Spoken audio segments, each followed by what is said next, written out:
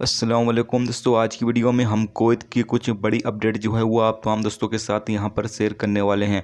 तो अगर आप कुवैत में रहते हैं और कुवैत के हालात से बाखबर रहना चाहते हैं तो इस वीडियो को आप शुरू से लेकर आखिर तक जरूर देखें। दोस्तों वीडियो पसंद आए लाइक और शेयर जरूर करें। चलिए दोस्तों बढ़ते हैं अपडेट की तरफ।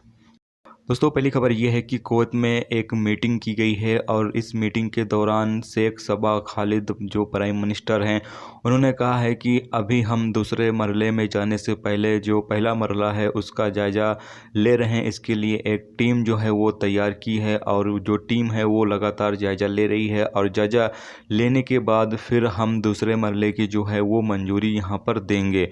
अब दूसरे मरहले की जब यहाँ पर मंजूरी दी जाएगी तो इसमें किन इलाकों को खोला जाएगा, किन इलाकों को खोला नहीं जाएगा, जबकि कौन से काम यहाँ पर और शुरू किए जाएंगे, कौन से काम जो हैं अभी फिर भी बंद रहेंगे। तो इस हवाले से जो भी अपडेट आएगी वो आप तमाम दोस्तों के साथ यहाँ पर फिर शेयर करेंगे। तो अभी जब भी दोबारा मीटिंग होगी और जो दूसरा मरहला स्टार्ट किया जाएगा उस हवाले से जो भी अपडेट आएगी तो वो आप तमाम दोस्तों के साथ यहाँ पर शेयर करेंगे।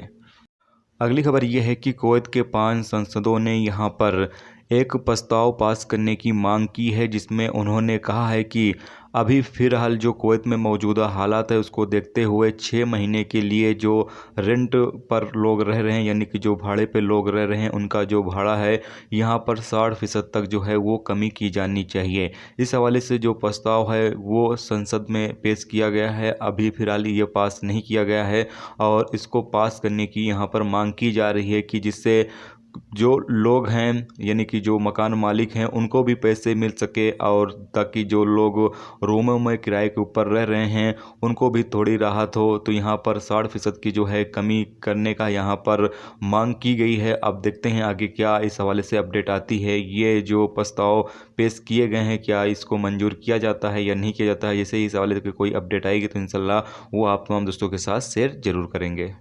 अगली खबर यह है कि कुवैत में 29 मार्च से 4 जून तक तकरीबन 6,11,455 लोगों ने अपनी रेसिडेंसी जो है यहाँ पर ऑनलाइन रिन्यूअल की है।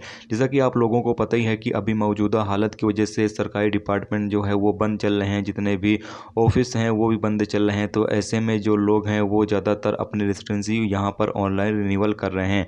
और यहाँ पर ये भी कहा गया है कि जिन लोगों का रेसिडेंसी ऑनलाइन रिन्यूअल हो रहा है अगर वो लोग सफ़र करना चाहते हैं तो यहाँ पर वो सफ़र भी कर सकते हैं। अगर उनके पास उनकी रेसिडेंसी नहीं मौजूद है तो भी वो सफ़र कर सकते हैं पासपोर्ट के ज़रिए, क्योंकि अगर उनकी रेसिडेंसी में टाइम है तो वो यहाँ पर सफ़र कर सकते हैं। लेकिन अगर उनकी रेसिडेंसी में टाइम नहीं है तो यहाँ पर सफ़र करने का जो मौका है वो यहाँ पर नहीं दिया जाएगा। लेकिन अगर उनकी रेसिडेंसी उन्होंने रिन्यूअल किया है और कार्ड उनको हासिल नहीं हुआ है तो ऐसी सूरत में वो पासपोर्ट के ऊपर भी सफ़र कर सकते हैं। इसकी मंजूरी ऐसे तमाम लोगों को दे दी गई है।